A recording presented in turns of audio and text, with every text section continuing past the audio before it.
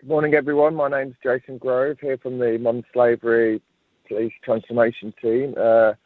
Thank you very much for taking the time to call into the third of five modern slavery webinars as part of the Anti-Slavery Week that concludes on the actual Anti-Slavery Day on the 18th of October.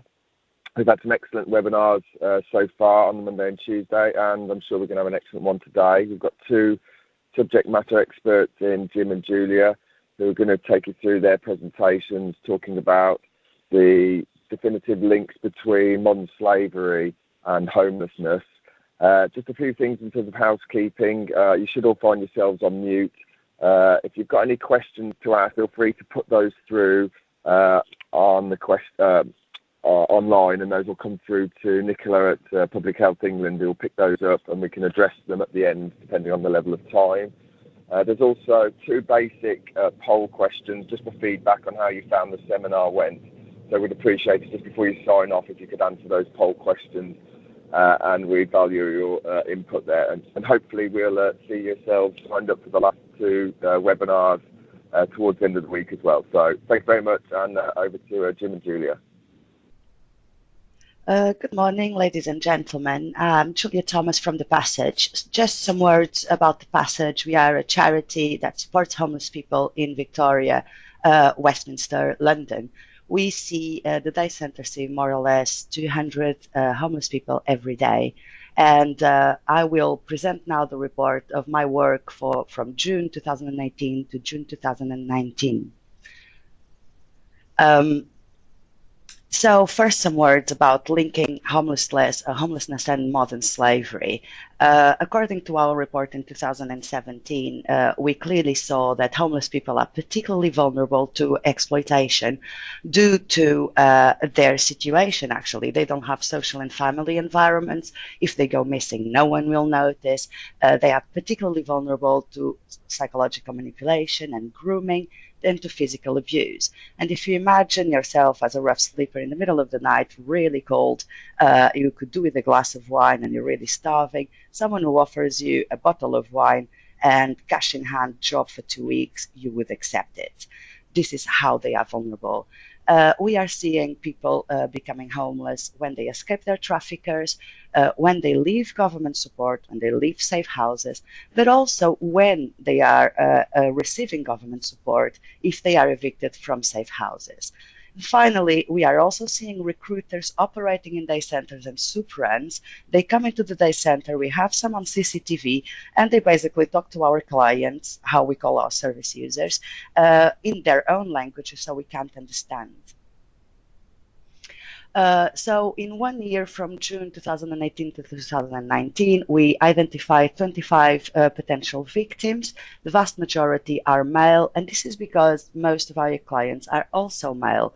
What is interesting to see is that we identified 2 transgender homeless people who were into sex trafficking. And this is particularly rare to have as information. Out of these 25 people, we represented 16 countries of origin. The most predominant country was Romania. I would like to highlight that we identified 25 victims in 1 year until June 2019.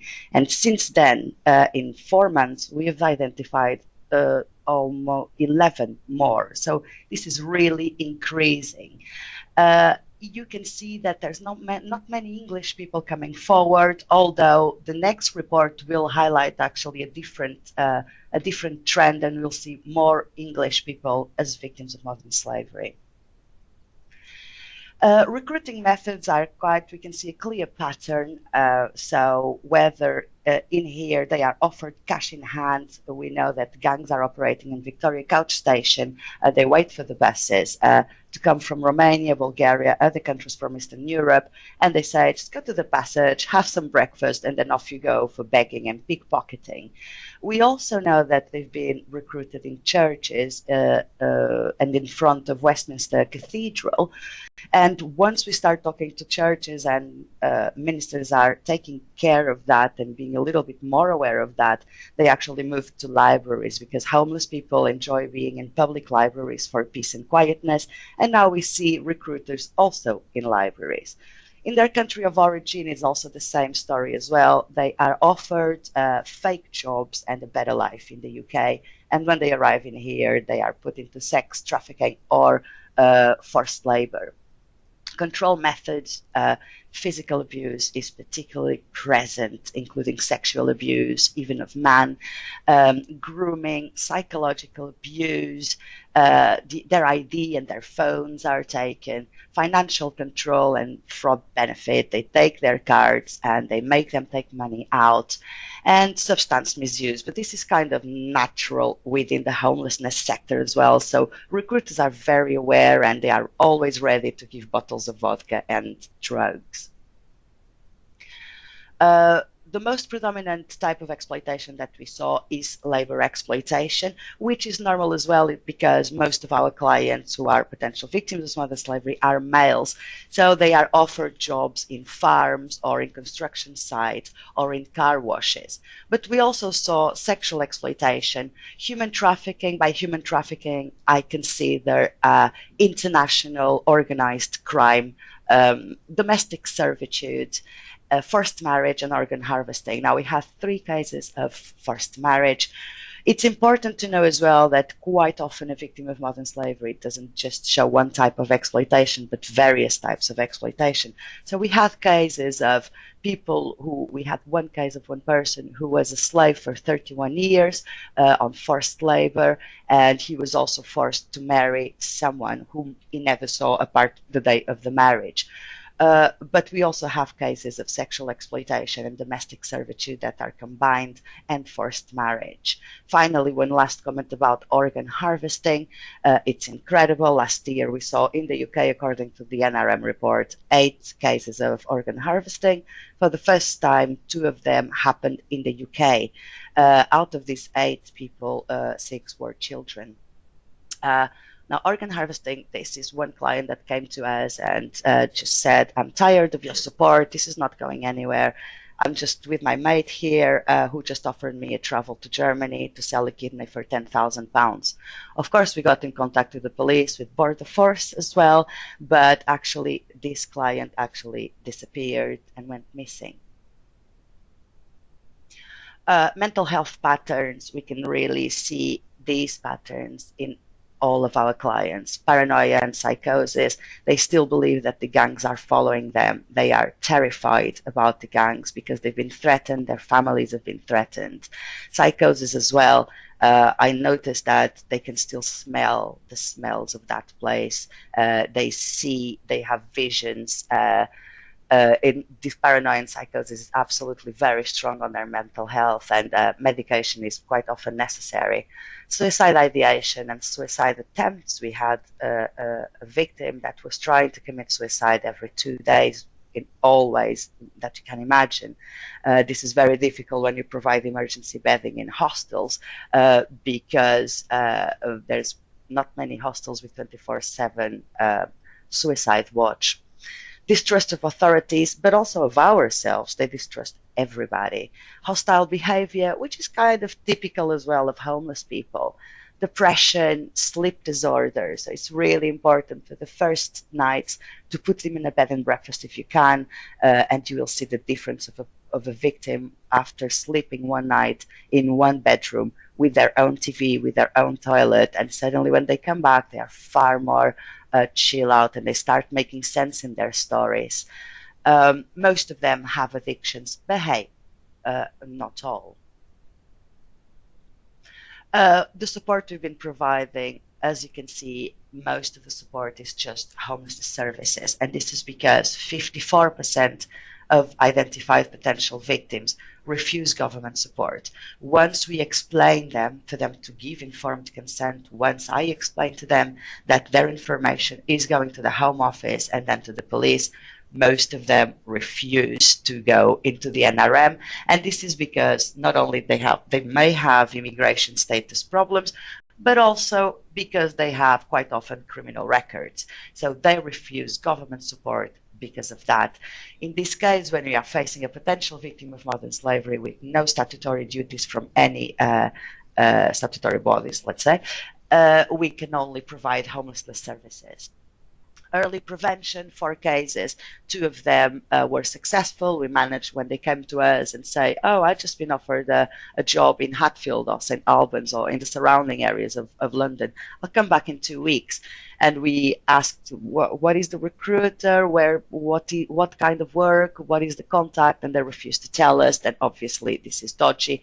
So 2 of them we managed to prevent engaging in dodgy work, but 2 of them still went to that dodgy work, and we haven't seen them since as well. We've been supporting people for many months with acute mental health problems, and we have some cases that only 7 months after support and for complex needs and being sectioned in the hospital, only after 7 months they can talk about modern slavery. We also supported 4 cases pre-NRM, so this I consider when they actually accept to enter the NRM and when they go into to the safe house. So we have 4 positive reasonable ground decisions, but I must say since then we are already in our 11th positive reasonable ground decision.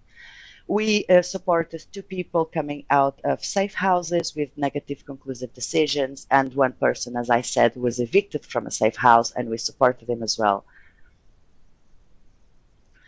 Now, when you go back home after working with victims of modern slavery and creating strategic partnerships, which is part of my role as well, it's really hard to go back to sleep and thinking, where is the victim? Is the victim coming back tomorrow to the services?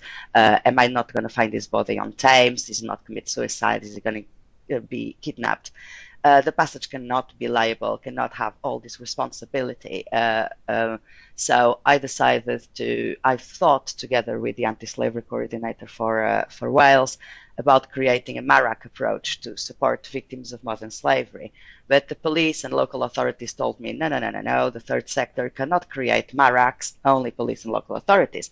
So I created a MAC, which is Multi-Agency Case Conference. So this is a pilot project that we have in Westminster with Westminster Adult Safeguarding, with Westminster Housing Authorities and the NHS Homeless Team, which you have always 2 nurses at the passage. And when it's necessary and when we have consent from the victim, we also include the police and immigration solicitors. The safe house is in case I manage to find a safe house. There's only 1 safe house for men in London, so it's very hard to find a bedroom for them. I include also the caseworker of the safe house. Pilot project is going in Westminster and is going very well.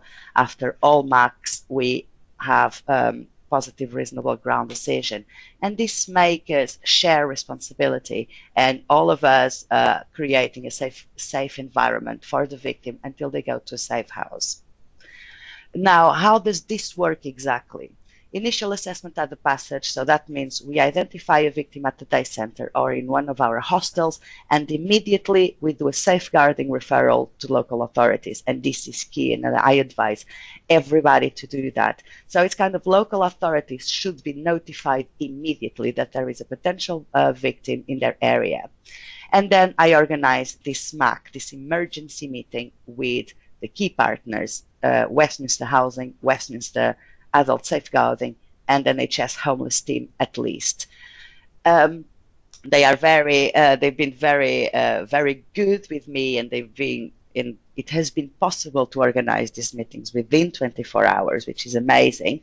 And in these meetings, we decide who is paying for emergency bedding, where is the person going. So fortunately, Westminster City Council has a protocol for emergency bedding for potential victims of modern slavery already, with some hostels in place. So it's just a matter of knowing where to place the person. And who is going to do the NRM form? Is it the police? Is it local authorities? And then we have an action plan. We assess the needs and the risks so we can create a proper safe environment. What is interesting in here as well is that there's the 4th stage. This is 3 months after, and every 3 months I do a follow-up with our partners, and we know exactly where is the victim. Is the victim still in a safe house? Is the victim back to Westminster? And what can we do to support the victim and to prevent homelessness? And so this is basically the work that we have been doing. As I say, you have the link to the report. We have a set of recommendations that we want to implement because you do need advocates for vulnerable adults as you have child advocates. So this is work that the Passage is engaging to, and we want to have navigators, modern slavery navigators that can navigate with each victim through the very difficult journey to recovery or to a safe house. Thank you very much for listening to me, and I'll pass now microphone to Jim. Thank you.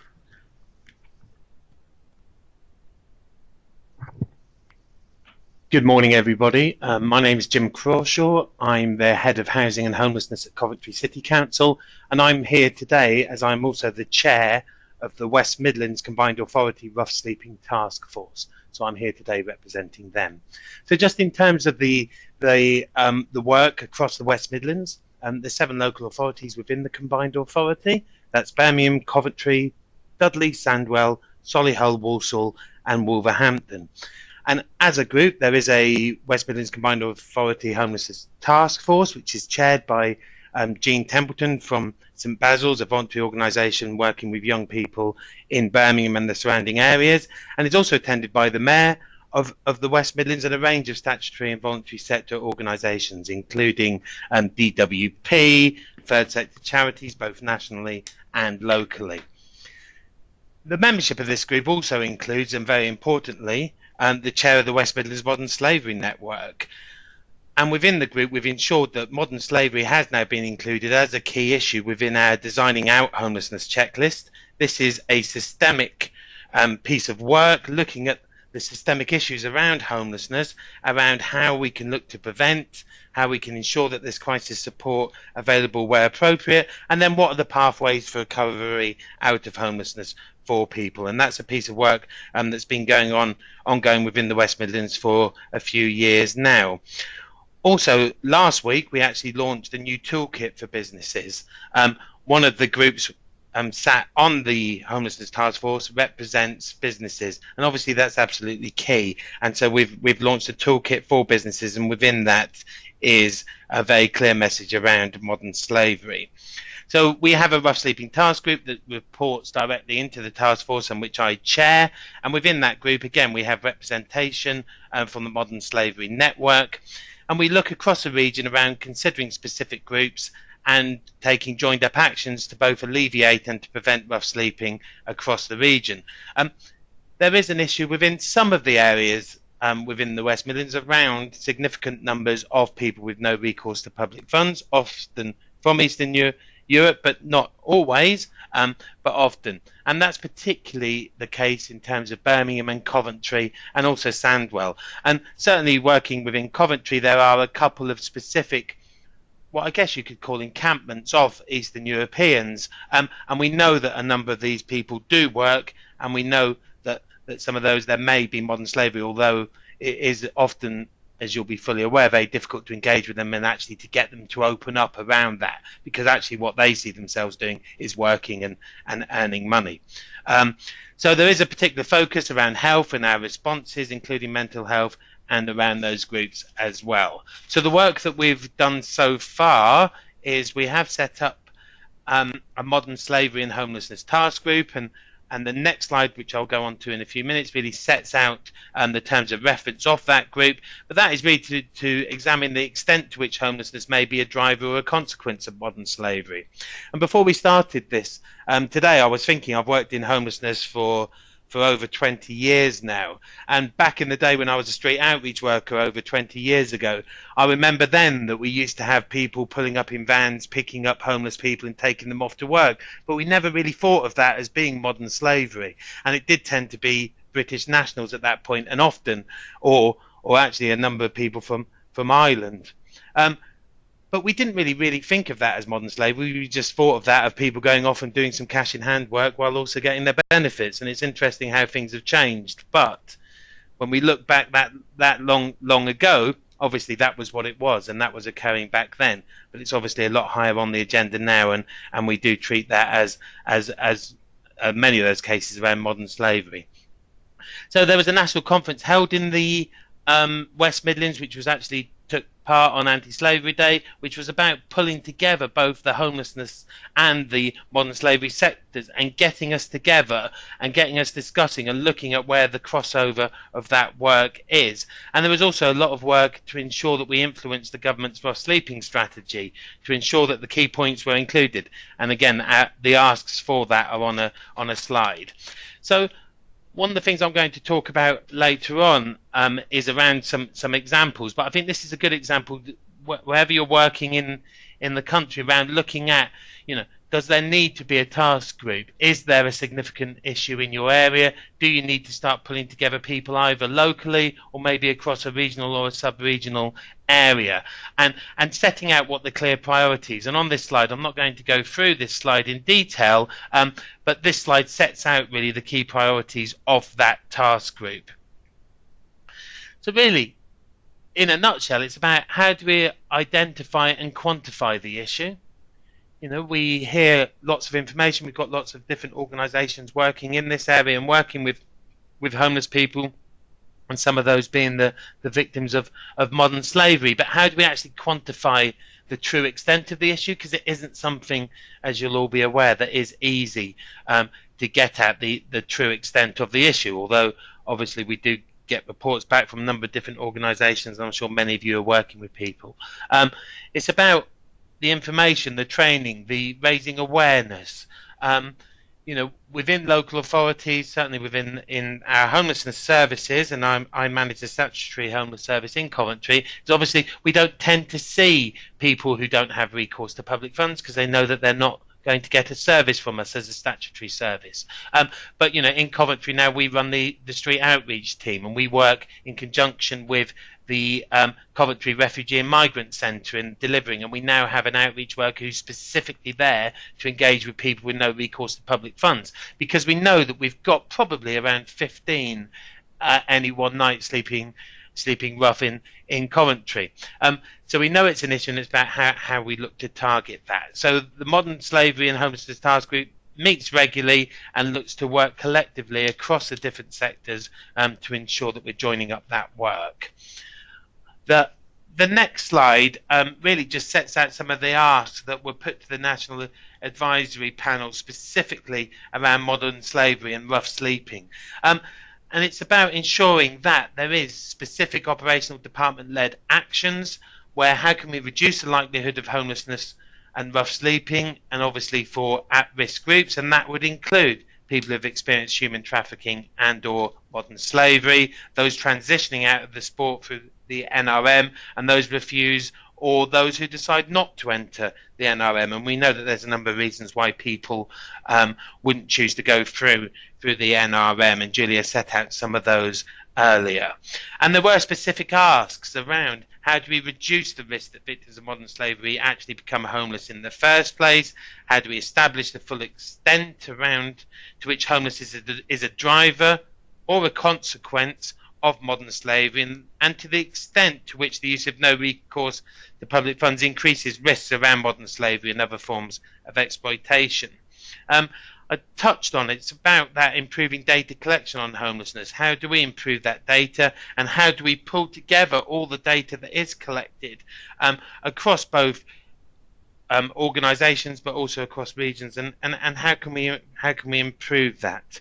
Extend the support through the NRM for those who have received a positive conclusive grounds decision to 56 days, which would tie in with the Homelessness Reduction Act, and a commitment that no one receiving a negative conclusive grounds decision will lead into an unsettled address. So those were the key asks that were put forward. So looking at some reports and a bit of information across the West Midlands, it appears that in line with what Julia spoke to earlier around what the passage is saying, that labour exploitation is the most common type of slavery across the West Midlands. The West Midlands Police reported that overall there's a year-on-year increase, and that could be due to a number of different reasons, and I think particularly around awareness raising. I think as we have as organisations become more aware of modern slavery and look to try and identify where we believe it is taking place, and obviously there have been a number of more reports around that, and that's around a governmental drive. There's been increased training and community awareness. There has been an improving of collaborative working, and again, Julia talked around what happens in Westminster, and I'll be talking about a couple of examples in the West Midlands in a few minutes, and the work of other non-government organisations and charities around that area. And of course, we all know that the vulnerability of people is a common theme, and when we think about people who are the victims of modern slavery, often there are, not always, but often there are mental health, drug, alcohol issues, all of those. And of course, those of us who have worked in rough sleeping and homelessness for a number of years know that those are obviously very key areas and issues for the rough sleeping population as well. So when you think about it, it is natural that rough sleepers without a bed would be a target for people around modern slavery, particularly where that offer of work also comes with an offer of accommodation. Obviously, they are, unfortunately, I guess, often ripe for people to actually look to exploit them. So in terms of a couple of examples I want to give, the first case study is regarding a day centre in Birmingham, Cypher Fireside. Cypher Fireside's been running for a number of years now, and is in the heart of the city. Now, to this year to date, they've identified 25 cases, and over the last 3 years, over 100 cases of modern slavery within the city. And that is predominantly, they say, rough sleepers. Again, looking at where many of these individuals originate from, I guess also in line with what's happening in Westminster and in the passage from Poland, Latvia, Lithuania and Romania. However, there's also a number of British nationals within that. And one of the things that the Cypher Fireside fed back was when I spoke to their chief executive, Carly, often the British nationals don't often recognise that exploitation. They think that, it is just them getting a bed and getting a place of work. And so that is just quite an interesting dynamic. In terms of the work that they do ensure that all of their staff have modern slavery training every year. And also they look at what prevention techniques are available. And they say that this is absolutely crucial.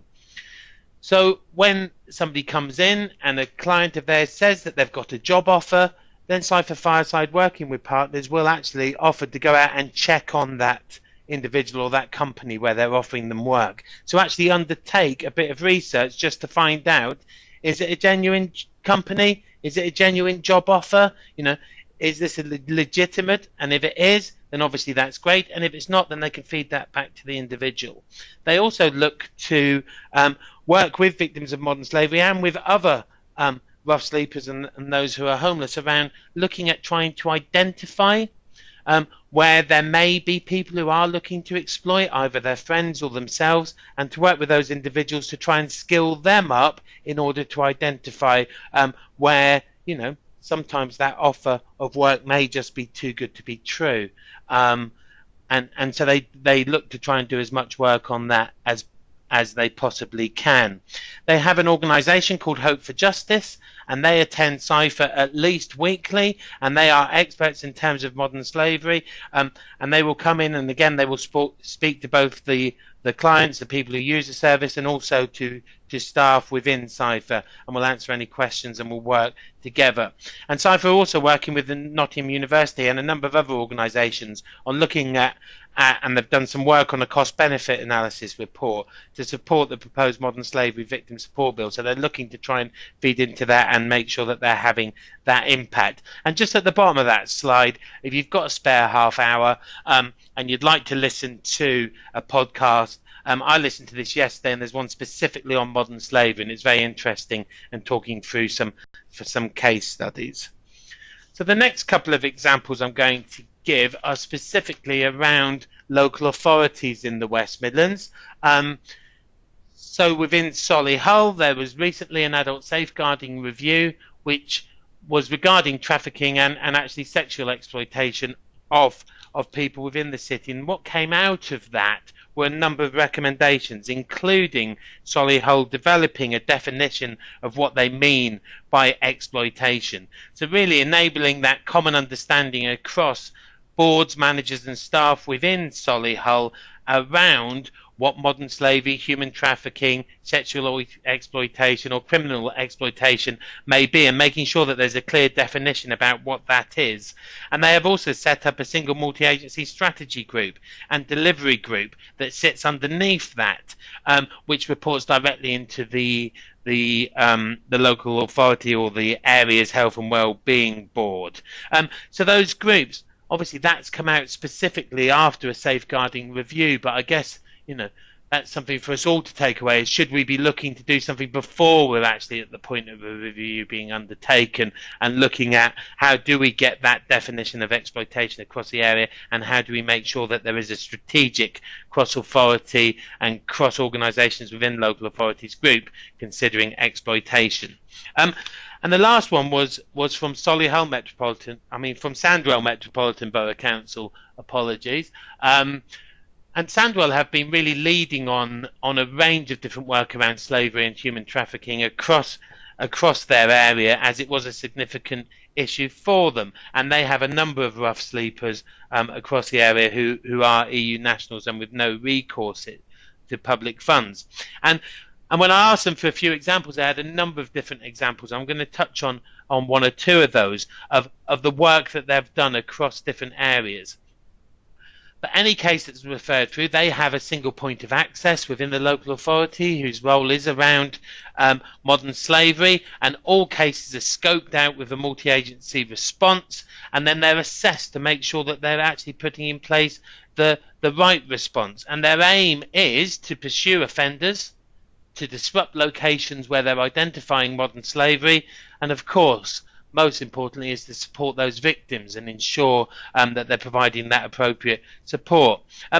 So they gave me an example of recently where they identified a business with their partners that were or seemed to be recruiting actually from a local homeless hostel people into work, and they were paying them for a 10-hour shift £10 a day. There was no health and safety training, and actually when people arrived at that place of work, those people who were working there were actually locked into that building for that 10-hour period where they would work.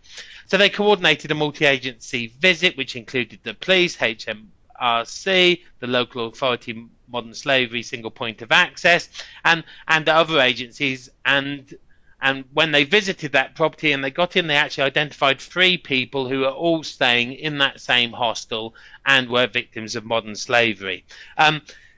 So they then secured a slavery and risk trafficking order in place, and obviously they're monitoring that, and they're working with that local hostel to ensure that they're raising awareness within that hostel so that they're able to identify even when that continued. And I thought that was a really good example of that multi-agency working. So just to wrap up my presentation, I was just really thinking about those key 3 things that I think are absolutely crucial if we are going to look to tackle modern slavery as best as we possibly can, and obviously work with individuals who are the victims. It is, of course, around how do we identify, how do we ensure that staff are able to identify where somebody may be being a victim of modern slavery, where they are working for somebody or where they are being targeted by people to be exploited. So what training's available? How do we ensure that we're skilling up our staff to be able to identify that? How do we work across multi-agencies? How do we have that coordinated response of both across local authority areas or across sectors, and around those partnerships? And those partnerships, I guess, that are both formal partnerships, which are really, really important, and also those informal partnerships and those discussions happening across organisations, across sectors, and around how we work together to ensure that there is that coordinated response. And then it's about getting it on the agenda, I think. And obviously across the West Midlands, as we've talked around, the Anti-Slavery Network have been really crucial in making sure that it is pushed on those agendas in terms of the Homelessness Task Force, and making sure that when we are talking about homelessness and rough sleeping, we are making sure that we are talking about the topic of modern slavery within that. Okay.